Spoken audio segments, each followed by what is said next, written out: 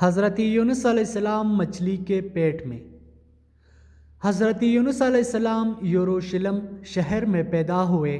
وہ نیک انسان تھے اور ہر وقت لوگوں کی بہتری کے لیے فکر مند رہتے تھے۔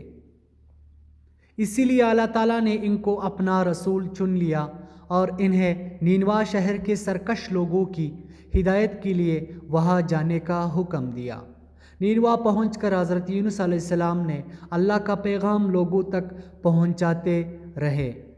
جب بھی حضرت یونس علیہ السلام ان لوگوں کو سمجھاتے وہ لوگ ان کی بات نہ سنتے۔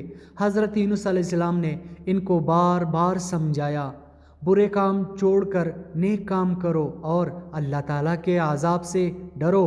لیکن ان نافرمانوں نے اپنے طریقے نہ بدلے تو حضرت یونس علیہ السلام ان سے بالکل ہی مایوس ہو گئے۔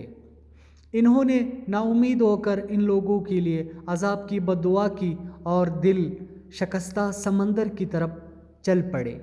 وہاں ایک کشتی سفر کے لیے تیار کھڑی تھی۔ آپ علیہ السلام کشتی میں سوار ہو گئے۔ کشتی روانہ ہوئی تو شدید طوفان آ گیا اور کشتی ڈولنے لگی۔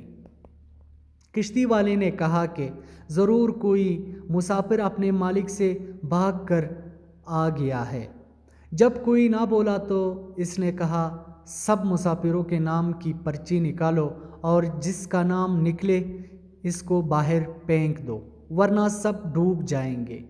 3 دفعہ قرآن اندازی میں بار بار حضرت یونس علیہ السلام کا نام نکلا تو آپ علیہ السلام نے سوچا کہ میں بھی تو اللہ تعالیٰ کے حکم کے بغیر نینوا بستی چھوڑ کر نکل آیا ہوں۔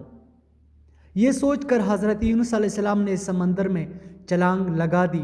اسی وقت ایک بڑی مچھلی انہیں نگل لیا اور وہ اس مچھلی کے پیٹ میں پہنچ گئے۔ حضرت یونس علیہ السلام مچھلی کے پیٹ میں زندہ رہے اور اللہ سے معافی مانگتے رہے۔ حضرت یونس علیہ السلام نے اللہ سے فریاد کی، یا اللہ، بے شک آپ کے سوا کوئی معبود نہیں، کوئی حامی مددگار نہیں۔ یا اللہ، آپ تو ہر عیب سے پاک ہے، بے شک میں ہی ظلم کر بیٹھا۔ اللہ تعالیٰ نے حضرت یونس علیہ السلام کی دعا قبول کر لی اور اللہ کے حکم سے مچھلی نے حضرت یونس علیہ السلام کو ساحل کے قریب باہر اگل دیا۔ ایک ویران ساحل تھا۔ حضرت یونس علیہ السلام نہایت کمزور اور لاغر ہو چکے تھے۔ اللہ تعالیٰ کے حکم سے ایک پھل دار پیڑ سے ان کو غذا اور سایہ مل گیا۔ آہستہ آہستہ ان کی جسم میں طاقت آنے لگی۔ اللہ تعالیٰ نے انہیں واپس نینوا جانے کا حکم دیا۔ جب آپ علیہ السلام نینوا پہنچے تو وہاں کے لوگ آپ علیہ السلام کی پراثر تعلیمات کی وجہ سے اللہ تعالیٰ پر ایمان لا چکے تھے، جس پر حضرت یونس علیہ السلام نے اللہ کا شکر ادا کیا اور انہیں اللہ کے دین کی تعلیم دینے لگے۔